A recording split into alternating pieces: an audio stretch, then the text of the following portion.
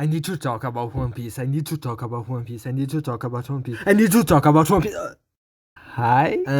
If you are not a One Piece head, I don't think this video is for you. But at the same time, hold on, because this situation is really cool and I didn't even expect it. And maybe you will like it too. Okay, what's going on that is so impressive that it makes me have the annual extreme desire to talk about One Piece here on the channel. Because there are always those times when I can't contain myself and I need to talk, bro, and no one will stop me. Basically, One Piece is very important to me. I've been reading it since I was little and blah blah blah. I'm the biggest hater of the anime you have ever seen. One Piece for me is the pinnacle of what a story can be, but nothing makes me think what they did with the anime after the time skip. Trash pacing, disgusting animation that everyone suddenly turned into plastic just because 2 years have passed in the story. If you know the anime, you know exactly what I'm talking about. The mess was literally slowly turning into Dragon Ball Z, with Frieza taking 760 episodes to blow up the planet in 5 minutes. But even worse, because One Piece turns that into literally everything. When you notice the animation turns into a slideshow just to lengthen the episode, the people keep shouting for no real reason just to keep us on. I will kill you!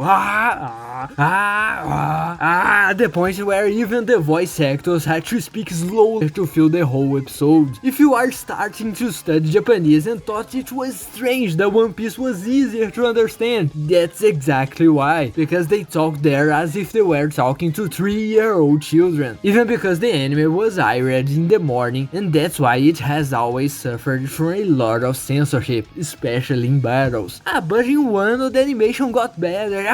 Stop. They just outsourced and told them to add a bunch of blinding skibidi toilet effects on top of the legal powers to mask all the shit that still continues to be defecated behind the best story there is. The anime was already reaching a level like the God of High School, that it was enough and even more appropriate for you to just watch little clips on Twitter or YouTube of the supposed best moments and nothing more than that, and pretend that everything was just fine because you saw a cool fight animation and a lot of shine. But fortunately, with the arrival of The One Piece, which is another anime made by another studio that made me have the outburst of talking about One Piece previously here on the channel, Toei started to wake up, and one of the changes was to put the anime on hiatus, and in the meantime do a remake of the first entire saga after the time skip, to see if it can be fixed after the shit they did, which is honestly a decision amazing. But the anime going on hiatus after 20 odd years is going to leave a lot of little fans mad out there, and that's why a little while ago they released a teaser for a special that was going to come out in the meantime. One Piece fan letter. I will tell you that because of the whole situation I just said, I didn't care much. Another piece of crap there for Toei to make Sprout more money using the One Piece name. I watched the legal teaser there, but time passed. I forgot that this even existed. I wasn't going to watch it. No, I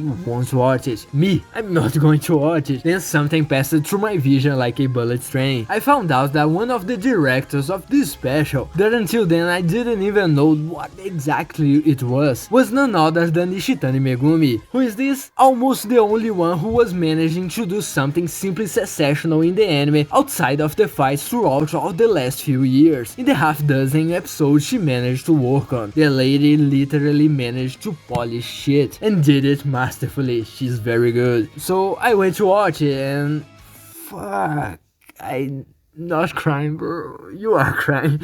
Shit, man. I didn't think it, man. I wasn't paying attention to it. I wasn't even going to watch it. I wasn't expecting anything good from this, but what a beautiful thing this 25th anniversary special was. The eyes even got wet, man.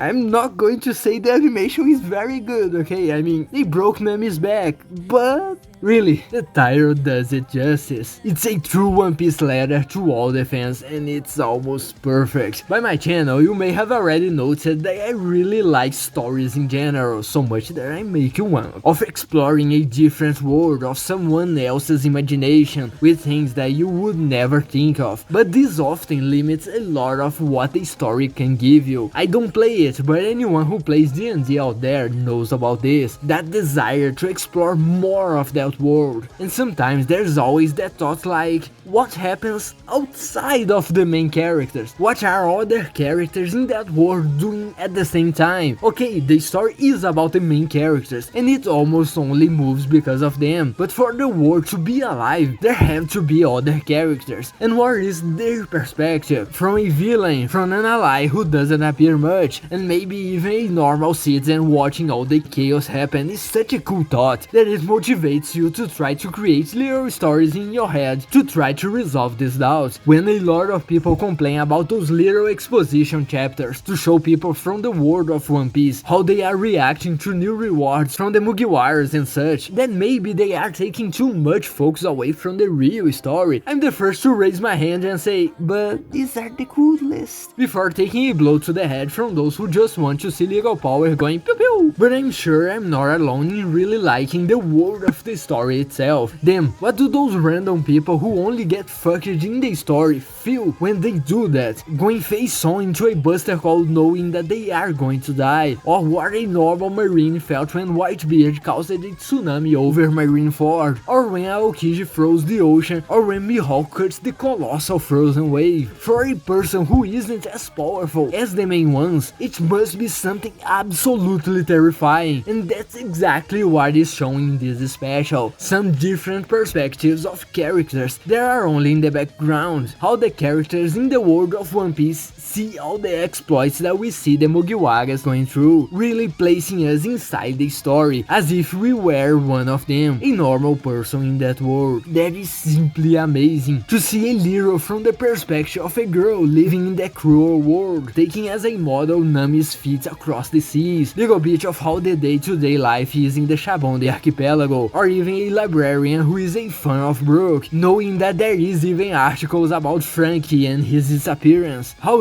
Luffy's message was decoded by several people and Straw Hat fans, how many people were waiting for their return, the conversation between the guys at the bar talking about power scaling and who is each person's favorite, who is the strongest swordsman, echoing exactly the discussions of fans going on for decades, and the small cry of those who like Sanji always being left out, and of course, showing what I said before, the terror during the Paramount War from the eyes of a mere soldier with friends to protect and family to return home. Everything is meticulously constructed with beautiful care for the One Piece community. Everything is done with a love that you really feel through the screen. You leave the special with such a good magical feeling that I'm sure you haven't felt it in a while. And even if people who have never watched One Piece don't understand what exactly is going on, it's a great opportunity to enjoy the work in a different way, through a very well constructed story from the perspective of those who like the story, not from the story itself, and it's something really special.